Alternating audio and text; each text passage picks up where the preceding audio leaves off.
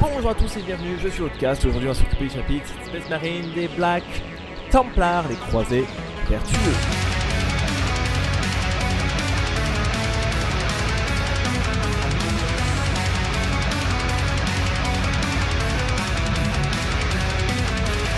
Donc nous avons tout d'abord les restrictions, donc l'armée ne peut inclure aucun psyker dans son armée, forcément.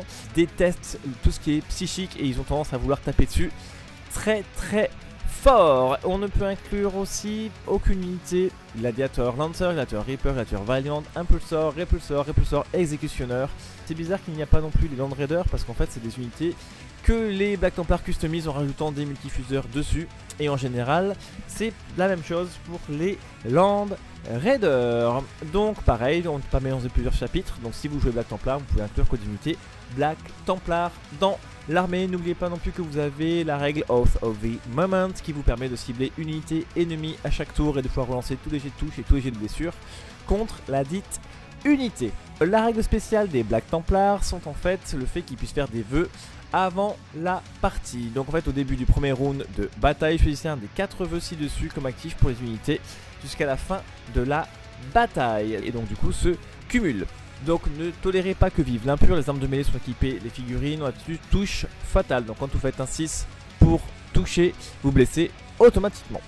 Ensuite, défendez l'honneur de l'empereur, les figurines de cette unité ont là-dessus insensible à 6+, et une caractéristique de commandement de 5+. Donc ça c'est très bien vu que le jet de commandement maintenant il faut faire au-dessus. Donc plus faible est votre commandement, mieux c'est. Et insensible à 6 sur toute l'armée, on prend ces cadeaux. Ensuite, Abhorrer le sorcier, donc les figurines de cette unité ont une sauvegarde vulnérable à 4+, ou une attaque psychique. Et les attaques de mêlée ont la règle anti-psyker 4+.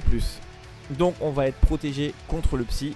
Enfin, sauvegarde invulnérable, on va voir parce que du coup ça ne sert à pas à grand chose sur les blessures mortelles. L'anti-psyker 4+, ça peut être très bien contre certaines armées. Voilà, vous connaissez les armées, hein, les Great Knight, les Southern Sun. Anti-psyker 4+, au corps à corps, c'est très bon. Relevez les défis envers contre tout, les armes de mêlée dont sont équipées les figurines de cette unité, d'habitude touche soutenue 1. Donc on va pouvoir saturer plus, on va pouvoir blesser plus facilement parce que les touches vont se transformer en blessures. On va pouvoir tanker un peu plus avec une insensible et un commandement plus bas, ce qui est très bon en V10. Et en plus quand on va taper sur les psycheurs, on va pouvoir leur mettre tarif en les blessant max sur 4+, et ça peut être très bon contre des grosses figurines. Si vous jouez une armée Black Templar, vous avez le détachement croisé vertueux qui va vous débloquer donc 6 stratagèmes. Le premier pour un PC, c'est la fervente acclamation qui va se programmer en fait à votre phase de commandement. Si vous avez un personnage de votre armée qui est rattaché à une unité, directement vous allez pouvoir faire un vœu supplémentaire qui n'a pas été activé pour cette unité là. Donc en fait vous avez en fait 2 vœux directement sur une unité choisie. Ensuite on n'a aucune issue pour un PC, donc c'est la phase de mouvement adverse, donc c'est un stratagème de réaction. Donc en fait c'est pour une unité qui est à portée d'engagement, on jette un des 6, on ajoute un en résultat si on a le vœu relever les défis qui est activé. Et sur 4+, cette unité ennemie ne peut pas battre en retraite et doit rester immobile. Sinon cette unité elle peut battre en retraite, mais toutes les figurines doivent faire un test de fuite désespérée. Donc ça peut être très sympa pour aller se rester loqué au corps à corps ou pour faire des dégâts supplémentaires. Donc à manipuler avec précaution. Pieuse offensive, donc ça c'est la phase de tir adverse quand l'unité a tiré. Ok, donc c'est encore un stratagème de réaction pour un PC, c'est sur une unité de votre armée qui a au moins une déperte suite au tir ennemi. En fait très simple, l'unité peut faire un mouvement normal de D6 pas, ok, vers l'unité ennemie la plus proche. On avait cette règle là avant en passif, maintenant c'est un stratagème qu'on peut faire sur toute l'armée. Si le stratagème Abhorrer le sorcier est actif, on fait directement un mouvement de 6 pas à la place. Ensuite on a l'armure du mépris qu'on connaît pour tous les chapitres Space Marine. Pour un PC c'est la phase de tir adverse ou la phase de combat, donc c'est en réaction. On va dégrader en fait avec la pénétration d'armure des armes adverses de 1.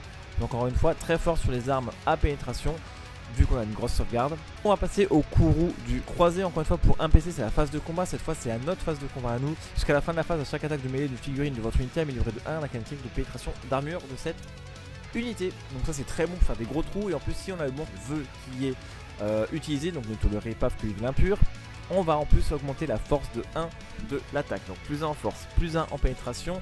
Avec les vœux qui se cumulent on peut avoir attaque soutenue.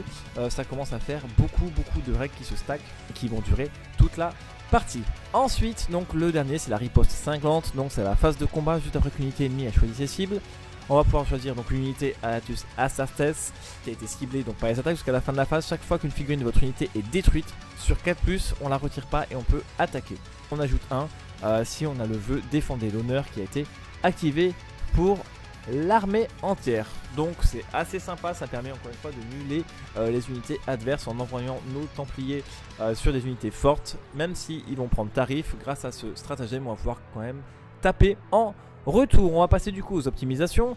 Donc c'est fil de la perdition, donc c'est un personnage seulement. On améliore de 1 la critique de force et la pénétration d'armure des armes de mêlée, ce qui peut se cumuler avec encore une fois les stratagèmes et les vœux, donc très très bon. Et en plus de ça, donc si encore une fois le vœu Vive l'impur est actif, on ajoute en plus 1 aux attaques de mêlée. Bolt Répurgateur maintenant, donc en fait c'est pour encore une fois un personnage.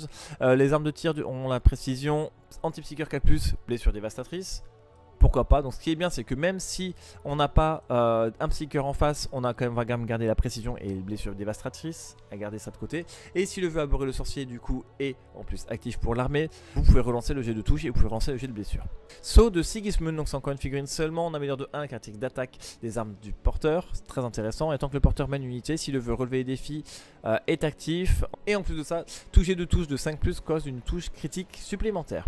Et enfin, l'os de Tannhausen, donc c'est encore pour un personnage, chaque fois qu'une attaque est allouée au porteur, on divise par 2 la critique de dégâts de l'attaque, donc très bien, le seul item de défense de l'armée, étant que le porteur mène une unité, si le vœu est actif, donc c'est le vœu défendre l'honneur de l'empereur. En plus de ça, on a un insensible à 5+ sur toute l'unité. Donc très très intéressant, parce que ça, on va protéger notre personnage, et en plus de ça, on va protéger les squads dans lesquels il est.